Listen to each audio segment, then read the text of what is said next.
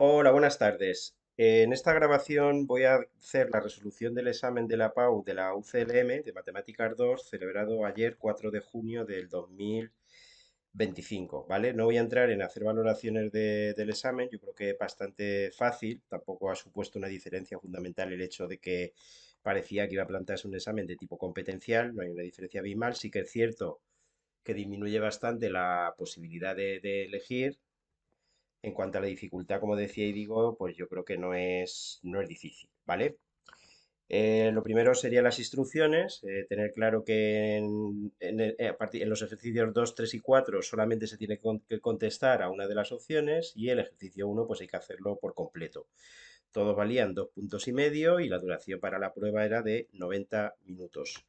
Ese sería el ejercicio uno, donde nos dicen que la concentración de virus activos en una muestra en sangre en un tiempo t desde que se tomó la muestra se puede modelizar, se puede ajustar mediante la función que nos dan. En el apartado A lo que nos piden es que cuál es nos dicen que la pendiente de la recta tangente a la gráfica de la función mide cómo cambia la concentración de virus activos. Simplemente hay que tener en cuenta que la pendiente de la recta tangente coincide con la derivada y que efectivamente la derivada de una función mide cómo cambia la concentración de virus activos. En concreto, cuando la derivada es positiva, es decir, cuando la pendiente es positiva, la función será creciente, estará aumentando el número o cantidad de virus.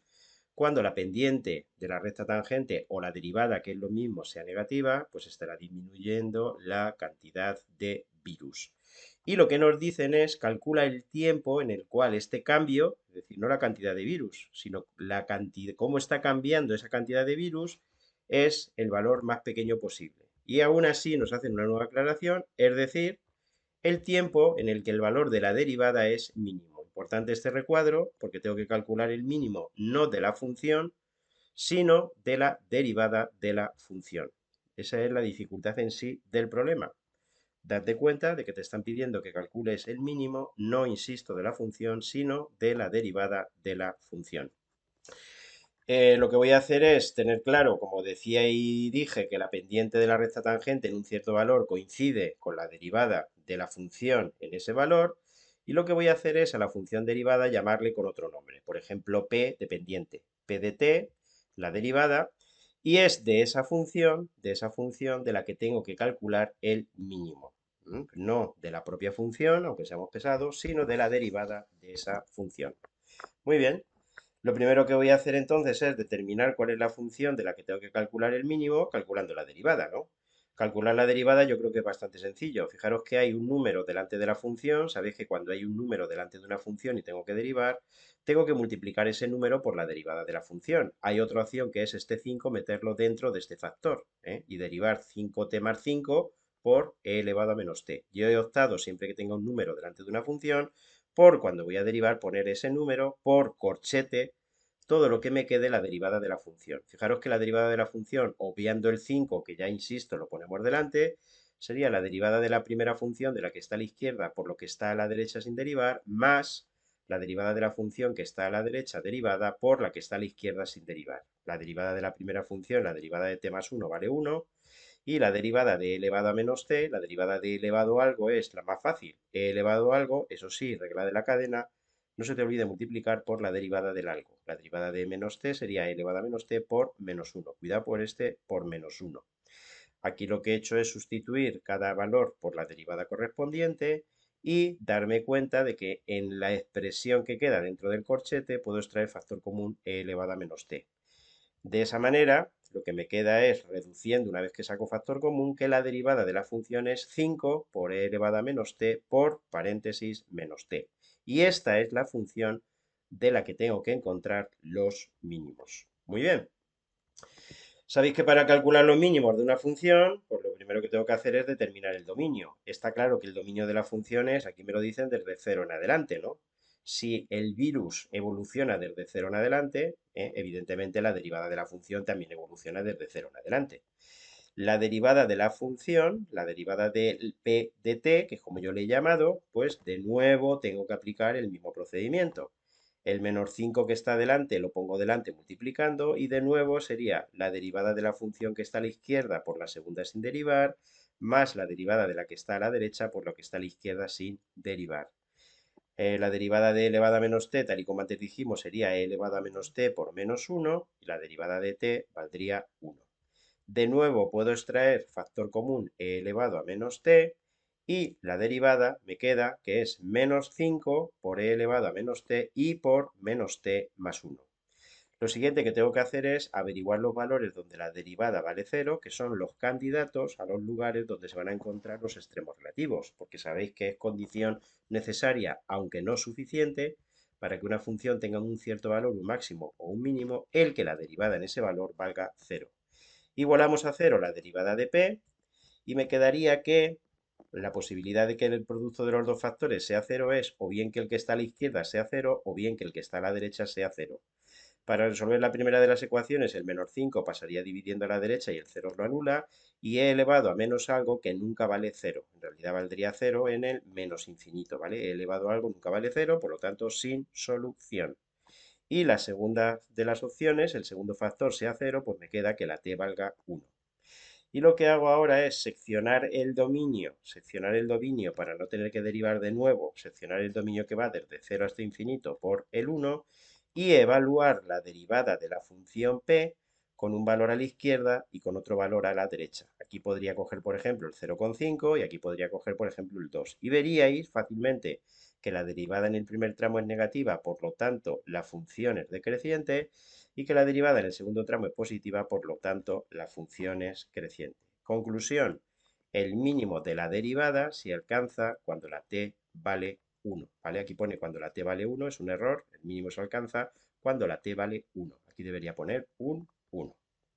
Vale, pasamos al apartado B, que es bastante fácil. Lo que nos piden es cuál sería el valor de la concentración del virus a largo plazo. Es decir, nos lo dan también digerido. Determine usted el límite cuando el tiempo tiende a infinito de la función que me da ahora sí la concentración de virus existente. Bien, para calcular el límite en el infinito lo que hago es sustituir la t por infinito y me quedaría 5 por infinito por e elevado a menos infinito.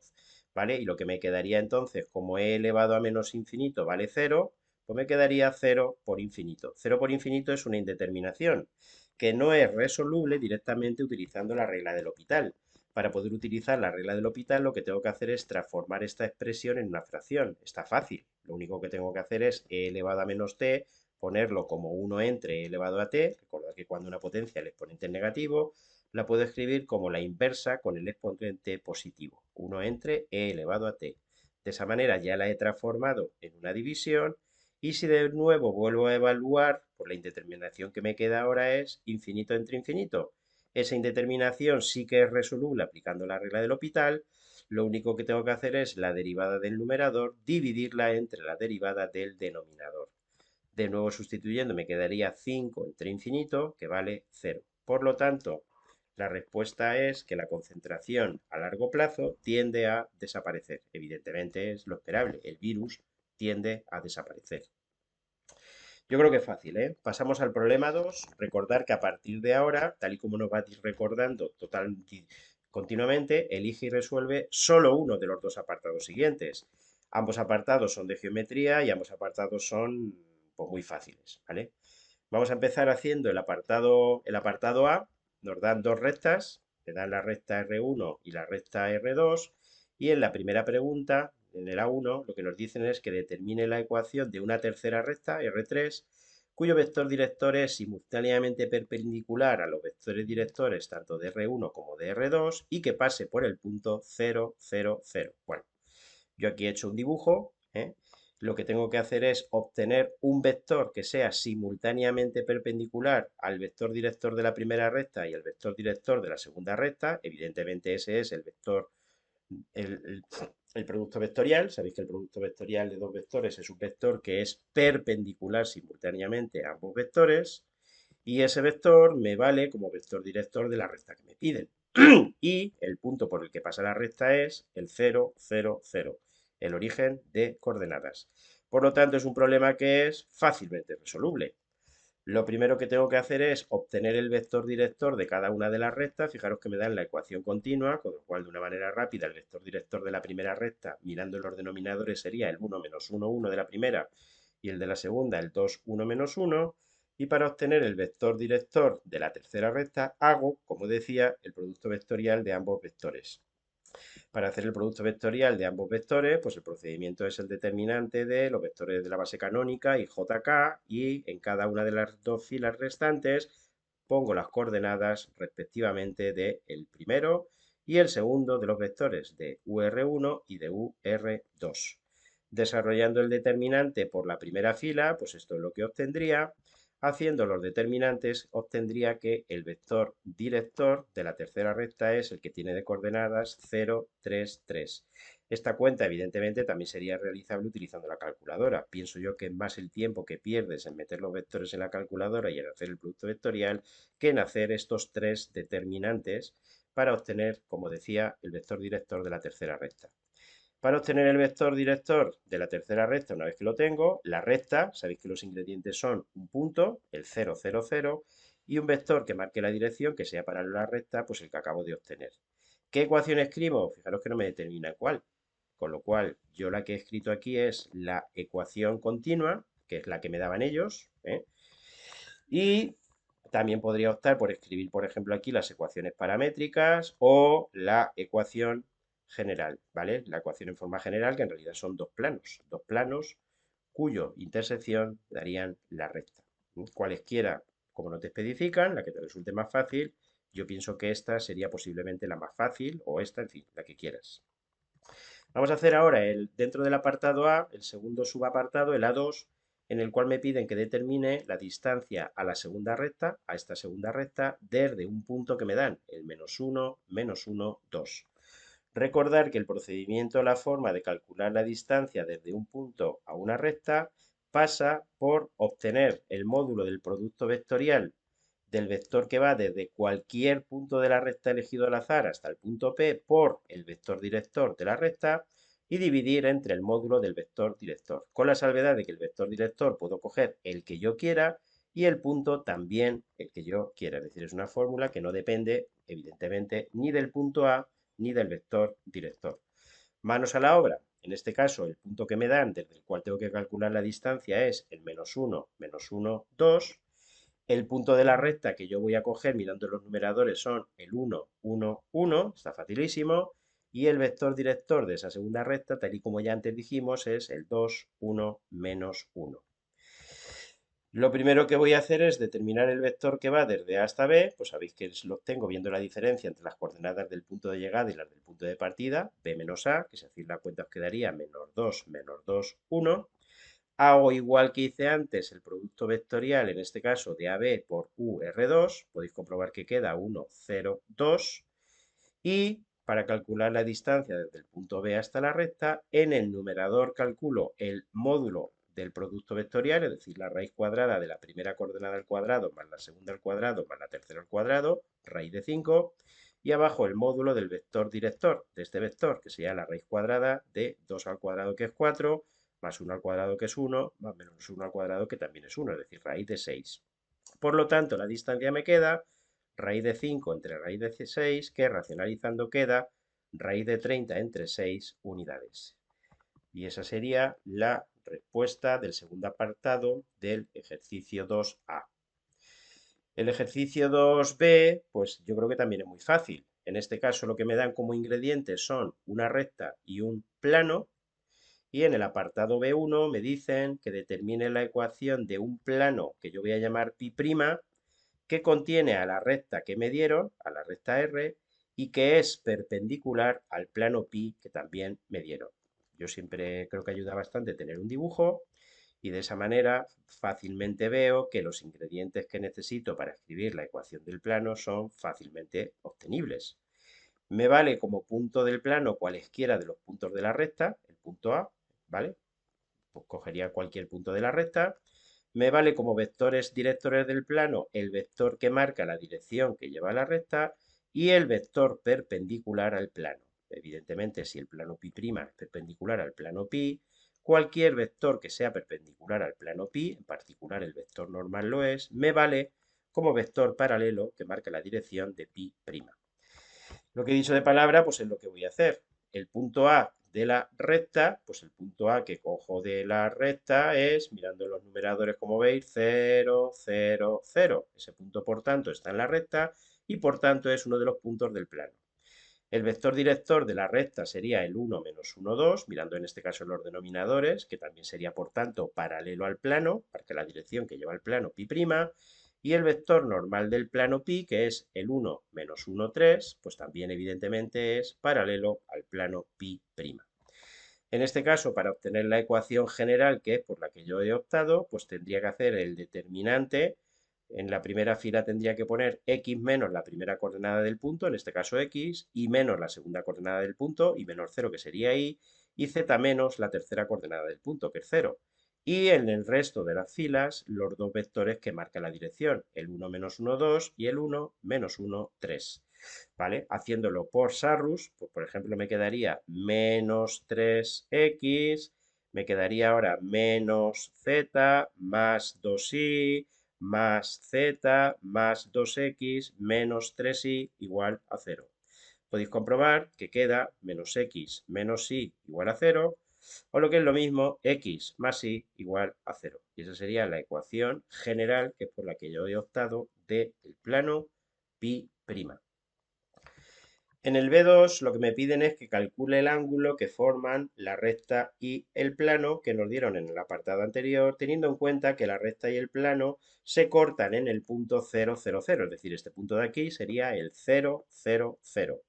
Bueno, lo primero que tengo que tener claro es que el ángulo que forman la recta y el plano, que yo he llamado alfa, sería el que forma la recta con su proyección ortogonal sobre el plano.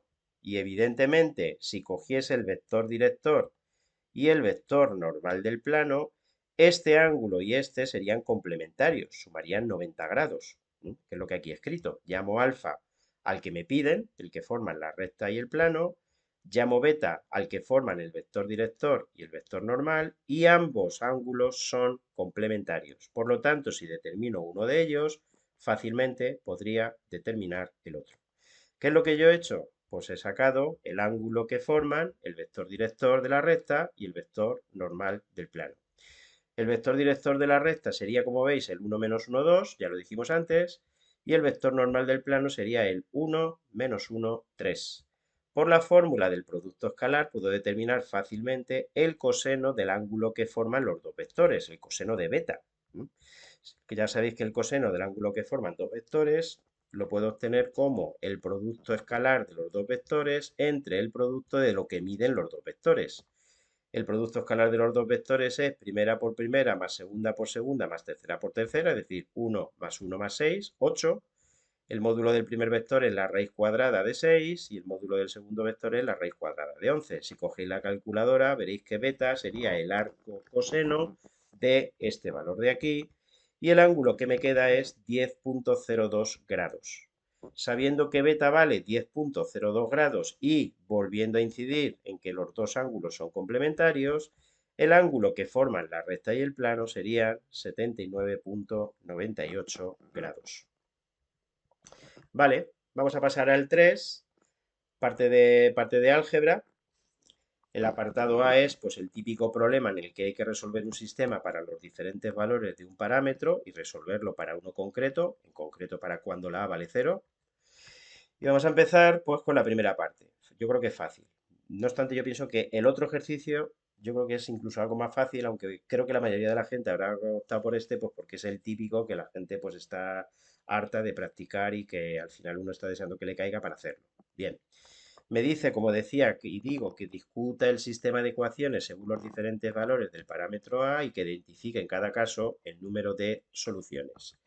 Sabéis que lo que tengo que hacer siempre para discutir el sistema es jugar con la matriz de los coeficientes que yo he llamado A, sería 1, 1A, 1, 0, menos 2, 2, 1, 1, y la matriz ampliada que yo he llamado B, que sería la misma matriz ampliada, de ahí viene su nombre, con la columna correspondiente a los términos independientes. Como quiera que la matriz A es la que es cuadrada, pues yo lo primero que he hecho es calcular el determinante de esa matriz. Por la regla de Sarrus podéis comprobar que estos serían los factores, los sumandos que me quedan al aplicar dicha regla, y el valor del determinante queda, por tanto, a menos 3, ¿vale? Sería este por este por este que es 0, este por este por este que sería A, este por este por este que sería menos 4, y de los que van en el sentido invertido y que por tanto hay que cambiar de signo, escribir el opuesto, el primero sería 0, el siguiente saldría menos 2, por eso puesto más 2, y el último sería 1, por eso puesto menos 1, A menos 3. Lo siguiente que he hecho es ver el valor en el cual el determinante vale 0, que sería cuando la A vale 3, y ahí ya empezamos con la discusión. Si la A es distinto de 3, es decir, niego el valor o valores que aquí me hayan salido, en este caso solamente me salió A igual a 3, evidentemente el determinante sería distinto de 0 y el rango, por tanto, sería máximo. Esa es una de las propiedades de los determinantes. Cuando el determinante de una matriz cuadrada es distinto de 0, el rango es máximo, es decir, vale lo máximo que puede valer, que es 3. Voy a calcular ahora el rango de la matriz ampliada. ¿Qué ocurre con el rango de la matriz ampliada? Pues que evidentemente, como tiene una columna más, el máximo sería o el mismo que el de A o uno más, dependiendo de sacarse que esa columna que añado fuese o no linealmente independiente de las anteriores. ¿Qué ocurre? Pues que el rango de una matriz que tiene 3 filas, aunque tenga 4 columnas, como mucho puede valer 3. Por lo tanto, el rango de la matriz ampliada es imposible que valga 4. Vale, por tanto, 3. Y aplicando el teorema de Ruche-Frobenius, si el rango de A coincide con el rango de la matriz ampliada y a su vez con el número de incógnitas, el sistema es compatible determinado. Es decir, solución única. Siguiente paso es qué ocurre cuando la A vale 3. Cuando la A vale 3, volviendo de nuevo al principio, el determinante vale 0, por lo tanto el rango es menos de 3. Cuidado que no es necesariamente 2. Lo normal es que valga 2, pero podría ser menos de 2, podría ser 1. Vamos a ver cuánto vale el rango en este caso. Para calcular el rango de A, pues en la matriz A donde pone A pongo el valor concreto que es 3. Y fijaros que observando que este menor, que es como se llama, esta submatriz dentro de la matriz de orden 2, 2 por 2, el determinante es distinto de 0, eso me asegura que las dos columnas o las dos filas, lo puedo ver por filas o por columnas, son linealmente independientes. Por lo tanto, el rango de la matriz, sabiendo que es menor que 3 y que aquí he visto que es como mínimo 2, pues puedo afirmar que es por 2, ¿vale? Una observación antes de seguir. Esta columna yo puedo afirmar que es linealmente dependiente de estas dos, porque si no lo fuese, el rango sería 3, lo cual es imposible, porque entonces el determinante tendría que ser distinto de 0. Es decir, que esta columna que yo veo aquí, puedo asegurar que es linealmente dependiente de estas dos de la izquierda. Y eso tiene su trascendencia, como voy a ver ahora cuando vaya a calcular el rango de la matriz ampliada. El rango de B, el rango de la matriz ampliada, pues la escribo. Donde pone A pongo 3 y esta columna la puedo quitar. ¿Por qué puedo quitar esta columna? Porque cuando uno calcula el rango, está buscando las filas y o columnas que son linealmente independientes. Si hay una columna en este caso que yo antes deduje que era linealmente dependiente de otra o de otras, automáticamente la quito. Porque insisto, que calcular el rango es deducir, buscar las que son linealmente independientes. Una vez que esta columna la puedo eliminar, para calcular el rango de esta matriz que ya es cuadrada, pues lo más rápido es hacer el determinante, me evito hacer Gauss. Hago el determinante de la matriz, veo que es distinto de 0, por lo que puedo asegurar que el rango vale 3. Y ya tengo todo. En este caso, cuando la A vale 3, el rango de A vale 2, el rango de la ampliada vale 3, pues es por el teorema de Ruche-Frobenius. Si el rango de las matrices no coinciden, el sistema es incompatible, es decir, no tiene ninguna solución. Y esta sería la conclusión del apartado A1. Cuando la A es distinto de 3, sistema compatible determinado, es decir, solución única. Si la A vale 3, sistema incompatible, es decir, ninguna solución. En el segundo apartado me dicen que lo resuelva razonadamente cuando la A vale 0. Bueno, tendría diferentes opciones, o resolverlo utilizando la regla de Kramer o hacerlo por Gauss. Yo lo voy a hacer por Gauss, lo podría haber hecho también por Kramer. A mí me parece que es más rápido, cómodo hacerlo por Gauss. Bien, lo que hago aquí es poner los coeficientes. Ojo, cuando la A vale 0, la primera fila sería 1, 1, 0, 1. La segunda fila sería 1, 0, menos 2, 0. Y la tercera 2, 1, 1, 3. Por el método de Gauss, trabajando con la primera fila, tengo que conseguir hacer un 0 en las casillas correspondientes a la primera incógnita de las filas restantes. Por ejemplo, para hacer aquí un 0, pues me gustaría tener aquí arriba un menos 1, pues la primera fila la multiplico por menos 1 y le sumo la segunda. Menos 1 más 1, que sería este 0, menos 1 y 0, que sería menos 1, menos 0, que sería 0, 0 y menos 2, que es menos 2, y menos 1 más 0, que sería menos 1. Para conseguir aquí en este 2 que haya un 0, pues la primera fila la multiplicaría en este caso por menos 2. Menos 2 más 2, que sería 0, menos 2 más 1, que sería menos 1, menos 2 por 0, que es 0, 0 más 1, que sería 1, y menos 2 por 1, que es menos 2 más 3, 3 menos 2, como quiera verlo, 1. Me bajo un escalón, me bajo a la segunda fila y tendría que anular hacia abajo, en este caso, la segunda incógnita, ¿vale? Este valor es el que tendría que anular. Es fácil de hacer. La primera fila y la segunda las dejo igual y lo único que tendría que hacer es coger la contraria de la segunda fila, o lo que es lo mismo, multiplicar la segunda fila por menos 1 y sumarle la tercera, ¿vale? Me quedaría entonces 0, 0. Aquí si cambio de signo sería 2, 2 más 1, 3. Aquí si cambio de signo sería 1, 1 más 1, 2. Y una vez que bajo de escalón, llegué al final. ¿Qué hago ahora? Pues reescribir el sistema. Una vez que ya está triangularizado, el sistema sería x más y igual a 1 y más 2z igual a 1. Fijaros que he cambiado de signo, por evitarme los signos menos y menos 2z igual a menos 1. Y la última, 3z igual a 2. ¿Qué hago? Pues resolverlo de abajo arriba. La z despejando sería 2 tercios, tal y como veis. Me subiría un escalón y donde pone z pongo 2 tercios. Sería i más 2 por 2 tercios. Es decir, i más 4 tercios igual a 1. Por lo tanto, despejando la i me quedaría 1 menos 4 tercios. 3 por 1 es 3 menos 4, 1. Pues la i valdría menos 1 tercio. Y por último me voy a la ecuación de arriba. Sería x más y igual a 1. Por lo tanto, la x me quedaría 1 menos y. 1 menos un tercio. Cuidado con el menos menos, que es más. 1 más un tercio. 3 por 1 es 3 más 1, 4. Pues la x me quedaría 4 tercios. Conclusión, pues que en el apartado A2, cuando a vale 0, la solución del sistema es x igual a 4 tercios y igual a menos un tercio, z igual a 2 tercios. El 3 apartado B, pues como decía, yo creo que es también muy fácil, ¿eh? Posiblemente la mayoría de la gente haya optado pues, por hacer el otro, pues, porque hay cierta tendencia a renunciar a las matrices.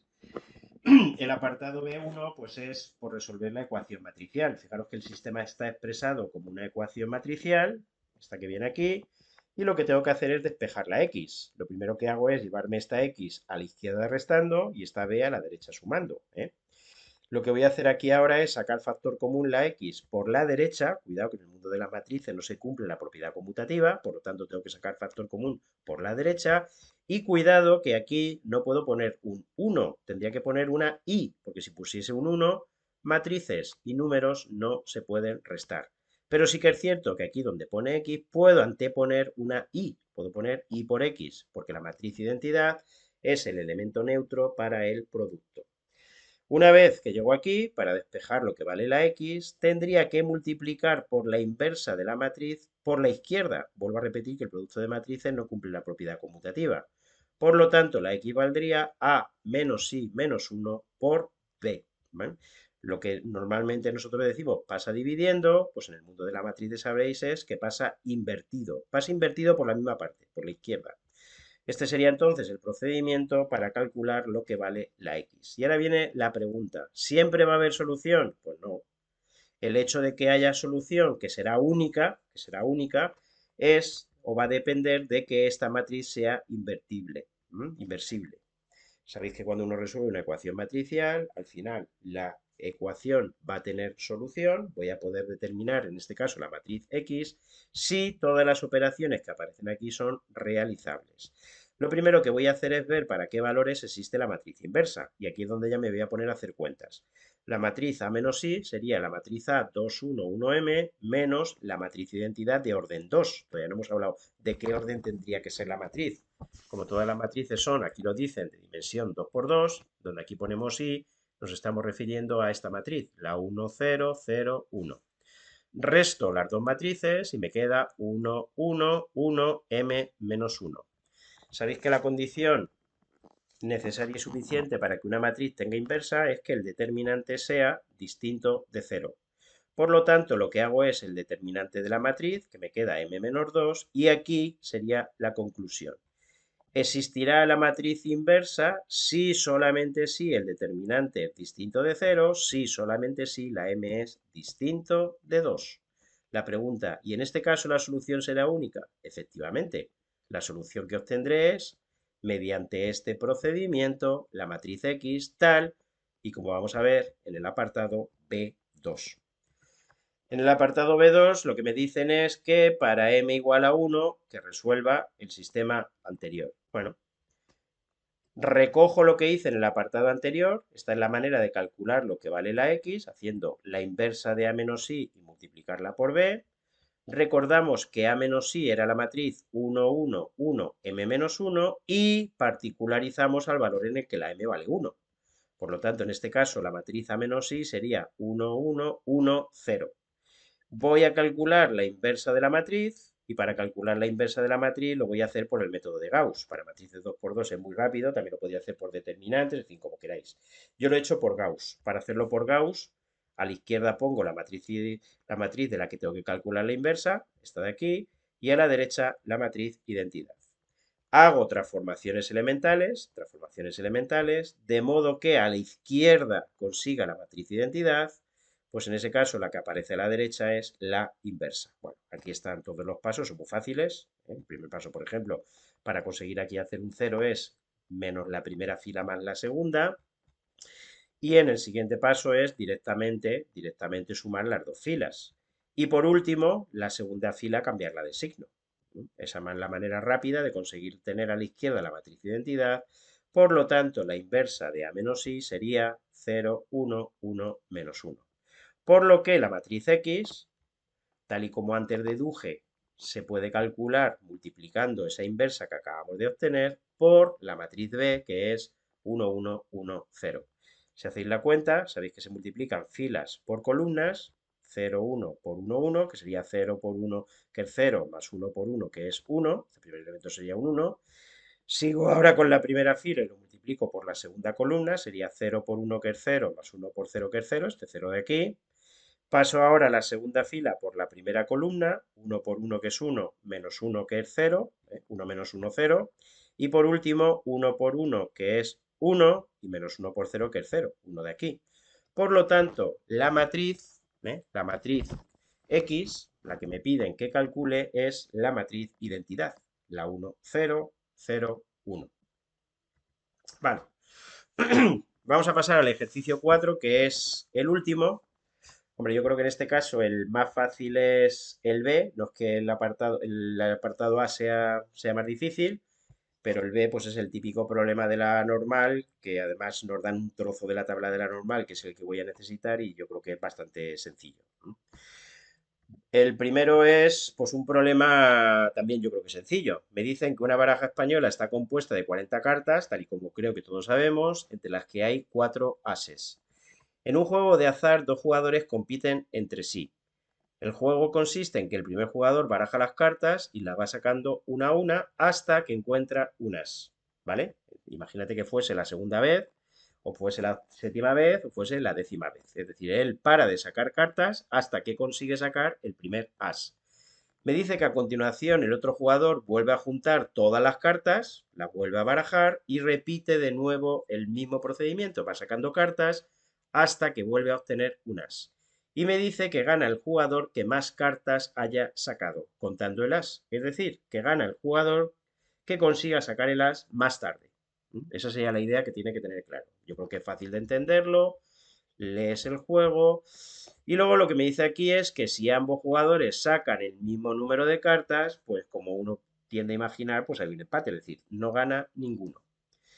En el apartado A1 me dicen que calcule las probabilidades de que el as salga al sacar la primera carta, la segunda carta o la tercera carta respectivamente. Hombre, se puede hacer de muchas maneras, se puede hacer por álgebra de Boole, yo lo voy a hacer mediante un diagrama de árbol, pues para entender de una manera también más clara, también para que vosotros lo veáis, cuál es el juego. Lo primero que ocurre cuando llega el jugador, baraja las cartas es que extrae una carta. ¿Qué puede ocurrir? Pues evidentemente que esa primera carta sea un as, en cuyo caso ya se acaba el juego, ¿eh? La probabilidad de que eso ocurra sería 4 casos favorables de los 40 posibles, 4 ases de las 40 cartas, y la probabilidad de que no ocurra eso, es decir, que puede ocurrir que la primera carta no sea un as, recordad que esta raya significa lo contrario, hay gente que lo escribe con una C, a mí me gusta más poner una raya, y la probabilidad de que ocurra eso sería 36 entre 40. Siempre entre esto y esto tiene que sumar 1. Sacar una de las 36 cartas que no son ases de las 40 que hay en la baraja. Como decía y digo, en el caso de que la primera sea una as, acabó. Pasaría el turno al siguiente jugador. En el caso de que la primera carta no haya sido un as, ¿qué ocurriría? Pues que va y extrae una segunda carta. ¿Cuál es la probabilidad de que esa segunda carta sea un as? Pues hay 4 posibilidades favorables a que sea un as entre, ojo, las 39, ya no las 40 cartas posibles. Y la probabilidad de que la segunda carta tampoco sea un as, es decir, que no lo sea ni la primera ni la segunda, pues sería 35 de 39. Insisto que entre esto y esto tiene que sumar 1. Fijaros que suma 1. 35 39 avos más 4 39 avos, 1. Es seguro que tiene que ocurrir una de estas dos opciones, ¿no? ¿Por qué aquí es 35? Porque si al principio había 36 cartas que eran no ases y aquí ya he sacado una de ellas, pues aquí me quedan 35. En el caso de que ocurra esto de aquí, el jugador habría sacado el as en la segunda extracción y se acabaría el juego, pasaría el turno al siguiente. ¿Qué ocurriría si la segunda carta tampoco es un as? Pues que vuelve a sacar una tercera carta y puede ocurrir que sea un as, probabilidad 4 entre 38, o que tampoco sea una as, probabilidad 34 entre 38. Y ahí lo tengo. La probabilidad de que el as salga en la primera carta, es decir, la probabilidad de a sub 1, que es como yo lo escribo, la probabilidad de que el as salga en la primera carta, la probabilidad de que ocurra esto sería 4 entre 40, es decir, 0,1. ¿Cuál sería la probabilidad de que el as salga en la segunda carta? Pues que ocurra esto que he puesto aquí en rojo, ¿no? Que he escrito aquí. La probabilidad de que la primera carta no sea un as y la segunda sí que lo sea. Sabéis que por las reglas del álgebra de sucesos, la probabilidad de la intersección de dos sucesos en un experimento compuesto es la probabilidad de que ocurra el primero por la probabilidad de que ocurra el segundo, supuesto que ocurrió el primero. En este caso sería la probabilidad de que la primera no sea un as por la probabilidad de que la segunda sea un as, supuesto que la primera no lo fue. Probabilidad de que la primera carta no sea un as, pues en el diagrama de árbol lo puse, 36 partido entre 40 por la probabilidad de que en el caso de que la primera no fuese un as, es decir, que esté aquí, que la segunda sí que lo sea, pues como veis es 4,39. Si hacéis la cuenta, eso queda 6 entre 65, que es, con 3 decimales, 0,092. Vale.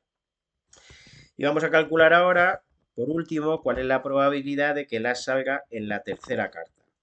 Para que el as salga en la tercera carta, si tuviese que describir el suceso, si no lo hubiese hecho como un diagrama de árbol, pues tendría que escribir que la probabilidad que me piden es que la primera no sea as y que la segunda no sea as y que la tercera sea as, ¿vale?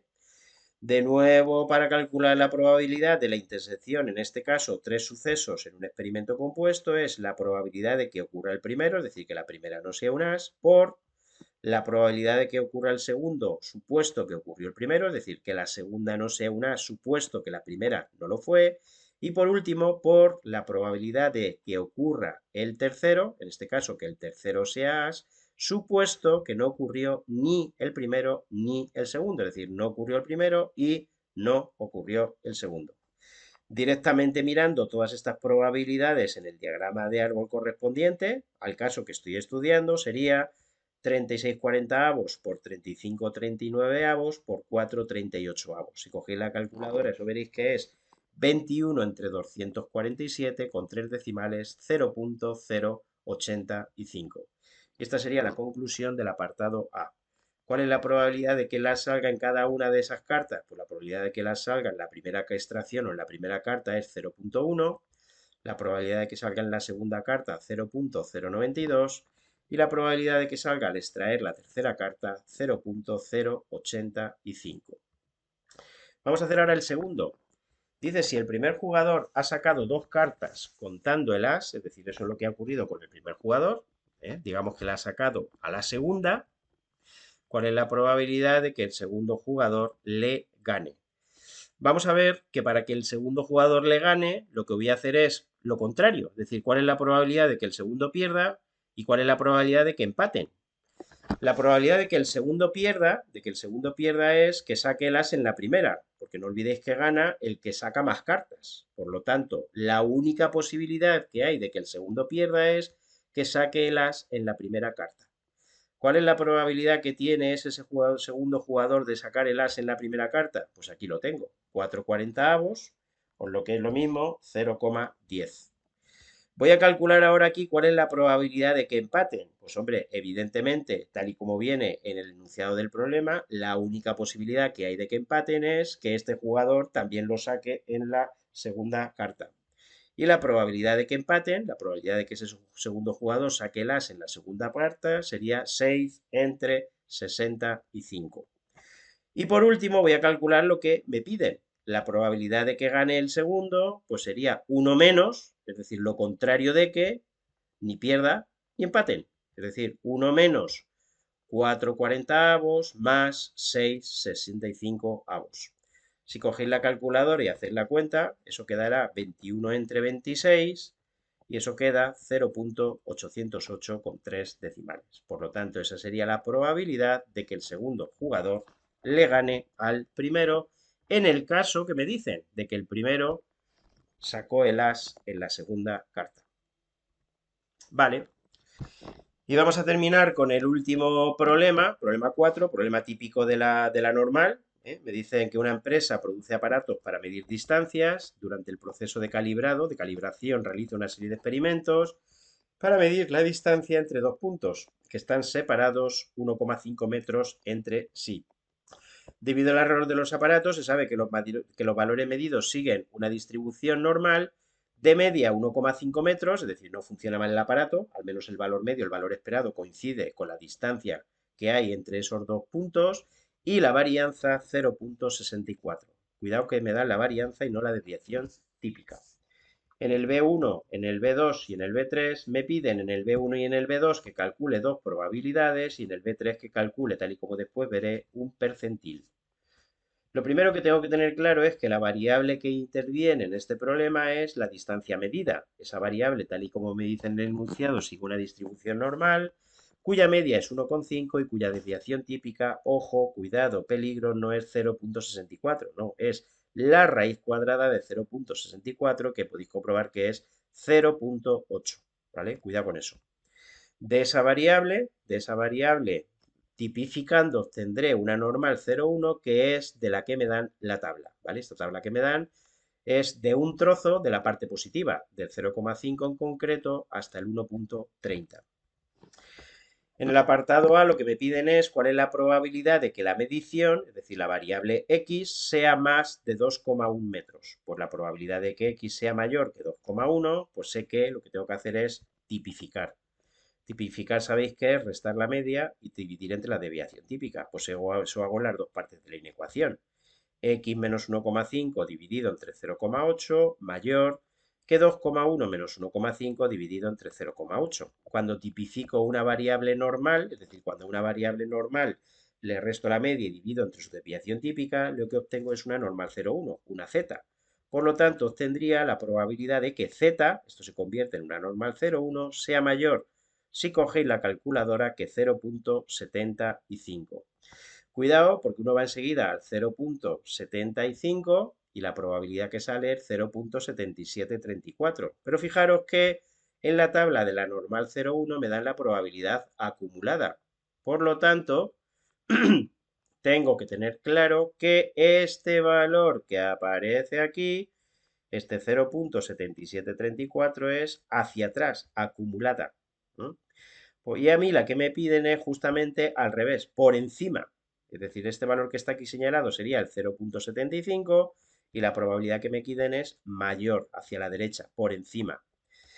Bueno, eso es fácilmente arreglable, ¿no? La probabilidad que está por encima, como entre las dos partes tiene que sumar 1, el 100% de los datos, pues es la contraria. 1 menos 0,7734, que si cogéis la calculadora os queda 0,20. 22,66.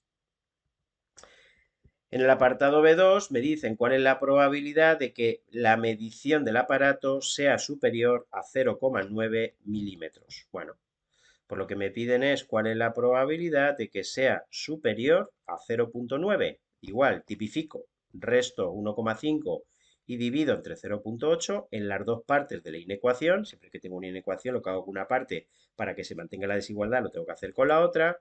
De esta manera esta variable se convierte en una normal 0,1, lo que yo llamo z, y al hacer la cuenta aquí me queda menos 0,75.